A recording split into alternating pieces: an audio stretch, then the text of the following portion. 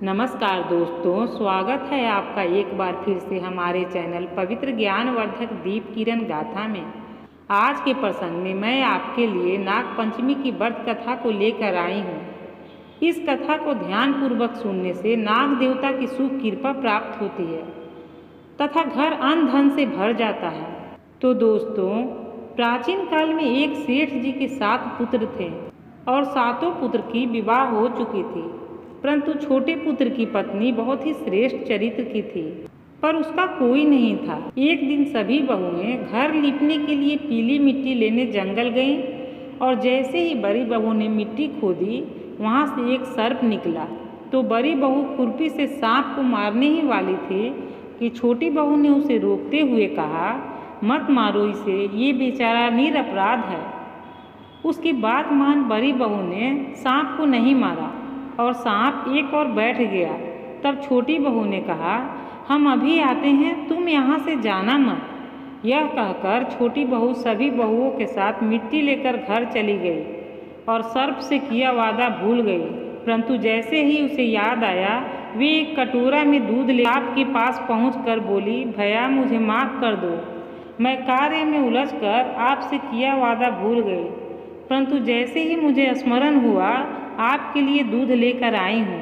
तब सांप ने कहा, तुम्हें तुम्हारी गलती के लिए मैं तो डस लेता, परंतु तुमने मुझे अपना भाई कहा है, इसलिए माफ़ करता हूँ। बोलो बहन, तुम्हें क्या चाहिए? तो छोटी बहू ने कहा, भैया मेरा कोई भाई नहीं है, आप मेरा भाई बन जाए, बस मैं जब पुकारूँ आप चले आना। कुछ दिन बाद सावन के महीने में सेठ जी की बहुएं अपनी अपनी पीहर जाने लगी और छोटी बहू से बोली, तेरा तो कोई पीहर नहीं है, तू कहाँ जाएगी? यह सुनकर छोटी बहू बहुत रोई। तभी वह सर्प यह सुनकर मनुष्य वेश में उसके घर आया। बोला, मेरे साथ चलो मेरी बहन। सब ने बोला, इसका तो कोई भाई नहीं है। तब सर्प बना मनुष्य बोला, मैं रिश्ते में इसका दूर का भाई लगता हूँ। इस तरह विश्वास दिलाने पर छोटी बहू को सबने उसके साथ भेज दिया। रास्ते में उसका भाई बताया, बहन मैं तुम्हारा सर्प भाई हूँ और तुम्हें अपने साथ नागलोक ले जाने आया हूँ, तुम डरना मत। जैसे ही वे नागलोक पहुँचे, नागलोक का धन ऐश्वर्य को देखकर छोटी बहू चकित रह गई।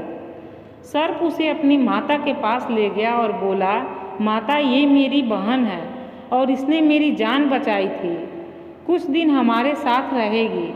सर्प की माता ने छोटी बहू को गले से लगा लिया। अब वे वहाँ खुशी खुशी रहने लगे। वहाँ शेषनाग के छोटे छोटे बच्चे जन्मे हुए थे।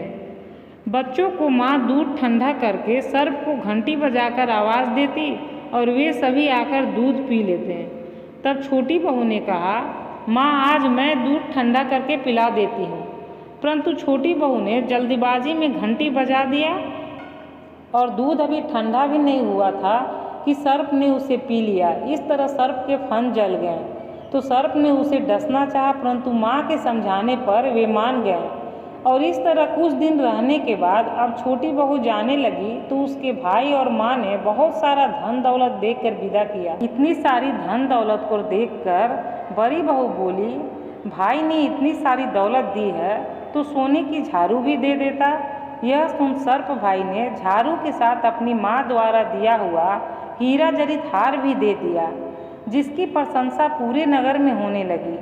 तो इस नगर की रानी ने राजा से उस हार की मांग कर दी। राजा ने तुरंत अपने सैनिकों को हार लेने के लिए भेज दिया। सेठ जी ने राजा के डर से वह हार सैनिकों को दे दिया। इस बात से छोटी बहू बहुत ही दुखी हुई। तब अपने भाई सर्प को याद किया और सारी बात बताई। इस पर सर्प बोला, बहन तुम दुखी मत हो, उधर राजा खुद तुम्हें वह हार लौटाने आएगा। रानी ने जैसे ही वह हार को पहना, वह सर्प बन गया। तब रानी ने उस हार को उतार फेंका। तब राजा ने छोटी बहू को बुलाने के लिए सैनिकों को भेजा। इस पर सेठ जी स्वयं छोटी बहू को लेकर गए तो राजा ने उससे पूछा, तुमने इस हार पर क्या काला जादू किया है कि रानी के पहनते ही यह सर्प बन गया? तब छोटी बहू बोली, मुझे माफ़ करिए राजन, ये हार ऐसा ही है, जिसे मैं पहनूं तो हार ही रहता है और कोई अन्य पहने तो सर्प बन जाता है। इतने में वह नाग प्रकट होकर बोला, यह मेरी बहन है और ये हार इसे मैंने दिया है, इसलिए इसे यही पहनेगी। तब सभी लोग नाग देवता को प्रणाम किए। उस दिन पंचमी तिथि भी थी। तभी से सभी स्त्रियां नाग देवता को अपना भाई मानकर नाग पंचमी के दिन ठंडा दूध पुष्प आदि से पूजा कर आशीर्वाद लेती है। ये प्राचीन प्रथा नाग पंचमी के नाम से उसी दिन से प्रचलित हो गई।